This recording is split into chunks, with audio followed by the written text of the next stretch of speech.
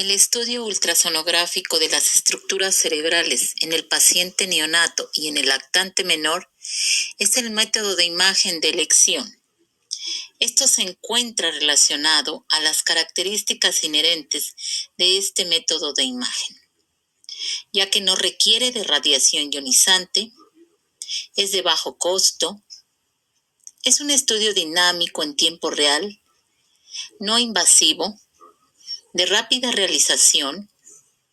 La tecnología de los equipos está en constante progreso, es transportable y no requiere sedación del paciente. La destreza en su realización e interpretación se adquiere con la experiencia y el conocimiento de las estructuras normales y patológicas. Desde 1956, en que Leskel, en un paciente al que se le había sometido a cirugía por un tumor cerebral, demostró estructuras de la línea media. Luego, en 1972 se descubre con mayor precisión la ecoanatomía cerebral en los lactantes. Hasta el día de hoy, con los nuevos equipos y transductores, se han logrado obtener imágenes precisas que se correlacionan con otros métodos de imagen como tomografía y resonancia magnética.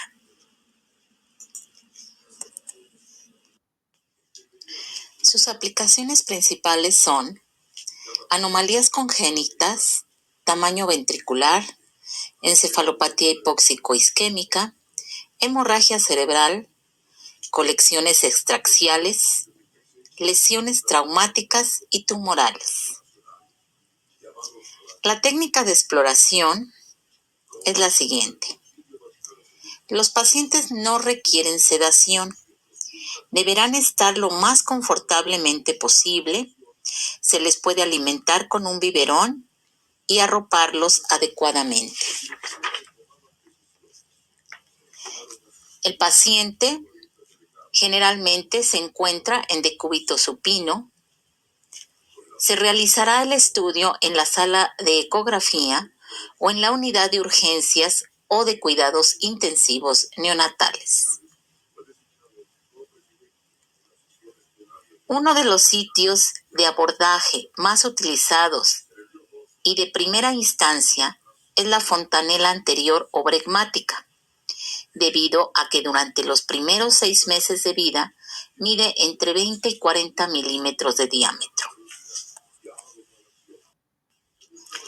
Se utilizarán transductores bidimensionales mecánicos y electrónicos de tiempo real con frecuencias de emisión de 7.5, 5 MHz y 3.5 MHz, tomando en cuenta que a mayor frecuencia, mayor capacidad de resolución, por lo que la profundidad del campo estudiado es menor. Estos transductores muestran excelente resolución axial y lateral, y los registros de Doppler en sincronía con el registro bidimensional son muy útiles. Se obtendrán así imágenes secuenciales coronales y sagitales principalmente. Planos coronales. Posicionando el transductor con gel acoplador en la fontanela anterior con un haz de ultrasonido en sentido transversal a la línea interhemisférica y angulando el transductor desde la región frontal a la occipital, se obtendrán entre 6 y 8 cortes coronales. El plano sagital de la línea media se obtiene con el transductor posicionado en la fontanela anterior y habiendo obtenido los planos o cortes coronales, se gira el transductor 90 grados para que el haz de ultrasonido llegue paralelo a la línea media. Los planos parasagitales, 2 para cada hemisferio cerebral, se obtendrán angulando el transductor desde la línea media, 15 grados para el plano interno y 20 grados para el plano externo. En forma complementaria, los planos axiales a través de la escama del temporal principalmente de las fontanelas anterolateral y posterolateral, se obtendrán para una mejor visualización de la fosa posterior y en pacientes con hidrocefalia severa.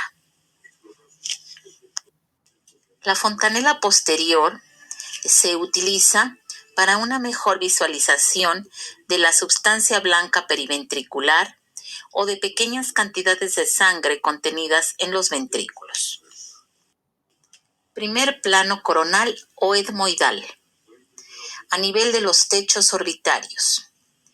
En este corte, principalmente veremos los lóbulos frontales y el surco interhemisférico.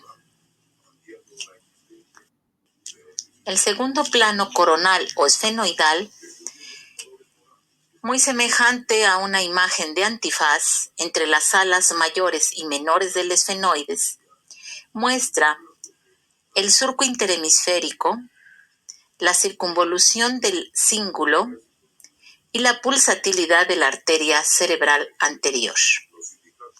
En este segundo plano coronal, la circunvolución del cíngulo semeja un ancla y con el Doppler color veremos la pulsatilidad de la arteria cerebral anterior. En el tercer plano coronal se observa la porción inferior de la cisura de Silvio como una Y que en esta imagen se observa en color rojo abrazando a los tálamos. Veremos también los cuernos frontales, que son medibles, el cuerpo calloso, los lóbulos temporales y con el Doppler color la pulsatilidad de la arteria cerebral media. En estas imágenes observamos en la primera imagen el surco interhemisférico con la pulsatilidad de la arteria cerebral media. En la segunda imagen las flechas señalan las cabezas de los núcleos caudados. La tercera imagen con esta flecha señala el cuerpo calloso.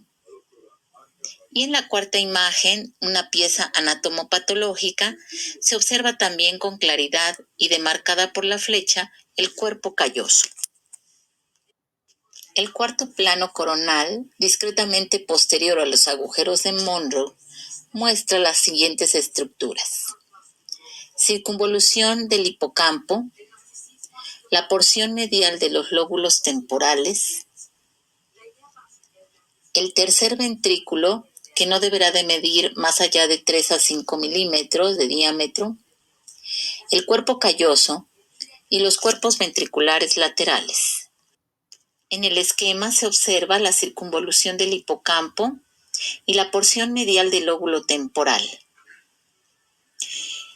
En los cortes ultrasonográficos coronales inferiores se muestra cómo este corte se realiza discretamente por atrás de los agujeros de Monro, visualizando el tercer ventrículo.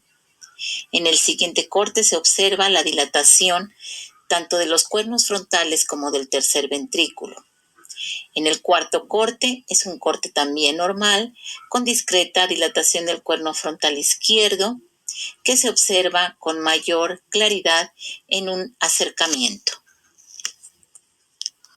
En el corte a nivel del cuerpo de los ventrículos laterales, o sea, el cuarto plano coronal, en el Instituto Nacional de Pediatría se realiza la medición del cuerpo de los ventrículos laterales trazando una línea oblicua que une el centro del techo ventricular con la zona más central de su piso, obteniendo un máximo normal no mayor a los 10 milímetros. El quinto plano coronal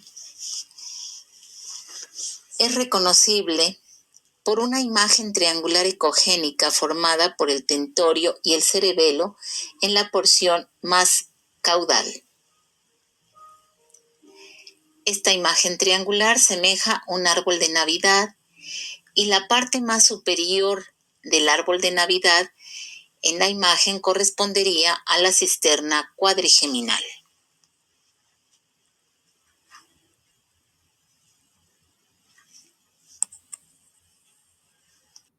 En el sexto plano coronal reconocemos principalmente los trígonos ventriculares, laterales conteniendo el glomus de los plexos coroides.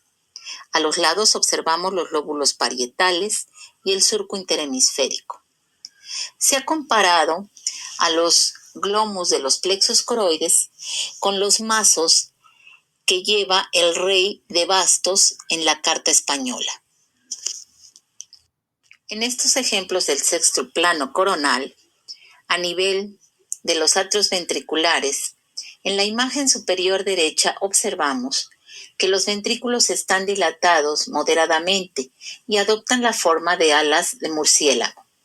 En su interior se encuentran ambos plexos coroides. Además que los ventrículos laterales se encuentran muy paralelos y esto va en correlación con la agenesia del cuerpo calloso. La imagen inferior en primera instancia muestra un corte normal a nivel del sexto plano coronal con los plexos coroides contenidos en el atrio ventricular adoptando la forma de mazos o bastos. En el último corte se observa un quiste dependiente del plexo coroide en un sexto plano coronal. El séptimo plano coronal nos va a mostrar con toda exactitud los lóbulos occipitales, así como la sustancia blanca profunda. En el ejemplo número 1 vemos una tomografía donde ambos lóbulos occipitales se encuentran comprimidos y desplazados en sentido central por la presencia de un higroma subdural bilateral de predominio izquierdo, lo cual correlaciona ampliamente con el corte coronal a nivel de los lóbulos occipitales, donde se muestran los higromas subdurales que comprimen el parénquima cerebral en forma central.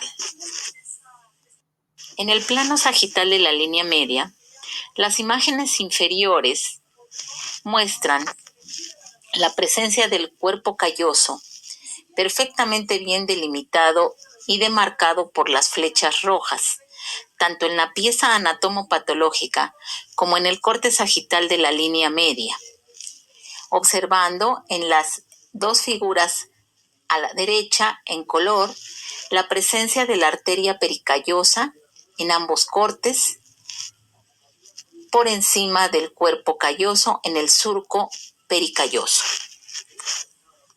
En el plano sagital de la línea media, el tercer ventrículo normalmente no es visible.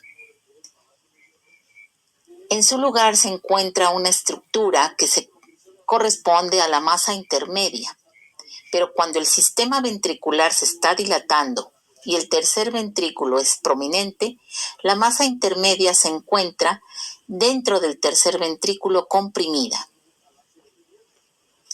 En los cortes inferiores observamos en un corte occipital, séptimo corte occipital, ambos sistemas ventriculares muy paralelos.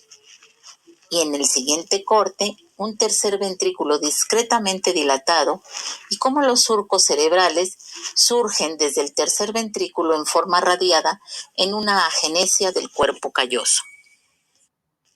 Otro ejemplo de agenesia de cuerpo calloso, la imagen superior a la derecha muestra un corte normal de la línea media con un cuerpo calloso adecuado, un surco pericalloso normal y la arteria pericallosa discurriendo en este surco normalmente. En el esquema observamos la agenesia del cuerpo calloso y cómo los surcos y giros cerebrales surgen en forma radiada desde el tercer ventrículo central. En el último corte vemos cómo la arteria pericallosa se encuentra ausente y en su lugar los vasos se acomodan siguiendo los surcos y giros cerebrales en forma radiada. Desde el plano sagital de la línea media se angula en transductor aproximadamente 15 grados hacia uno y otro hemisferio cerebral. De esta forma, cada uno de ellos será estudiado por separado. Las estructuras que se observan en el plano sagital interno son lóbulo frontal lóbulo parietal, lóbulo occipital. Ventrículo lateral a nivel de su cuerno frontal, cuerno ventricular y atrioventricular. Los cuernos occipital y temporal solo serán visibles si hay hidrocefalia. Los plexos coroides, el tálamo y la cabeza del núcleo caudado también son visibles en los cortes parasagitales internos. Las imágenes superiores nos muestran un pequeño foco hemorrágico de la matriz germinal adyacente al cuerpo ventricular. En la imagen número 2, hemorragia de matriz germinal en surco tálamo caudado. La imagen número 3, dilatación del ventrículo y coágulo en su interior. La imagen número 4, quiste del plexo coroides. El plano parasagital externo se obtiene al angular el transductor aproximadamente 20 a 30 grados con respecto a la línea media. En este plano se observará adecuadamente el lóbulo temporal, la cisura de Silvio con sus ramas de la arteria cerebral media transcurriendo en sus surcos. En la imagen inferior se muestran áreas extensas de leucoencefalomalacia quística en los lóbulos temporales. En contraparte, se observa una imagen normal con ramas de la arteria cerebral media. Como complemento al estudio, se realizarán cortes coronales y sagitales con transductores lineales de 7.5 a 10 MHz con la finalidad de explorar el espacio subdural que solo será visible si contiene líquido.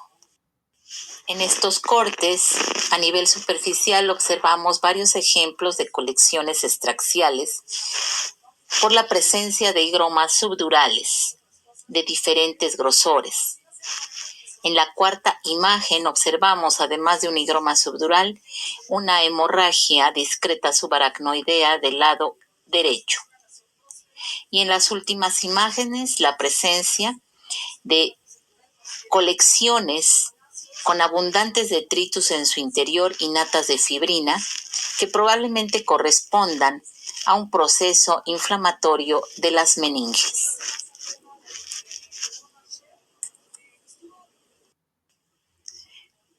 Los cortes a través de la fontanela posterior son de gran utilidad en anormalidades de la fosa posterior asociadas a disrafismo espinal, malformación de Arnold-Chiari o malformación de Dandy-Walker.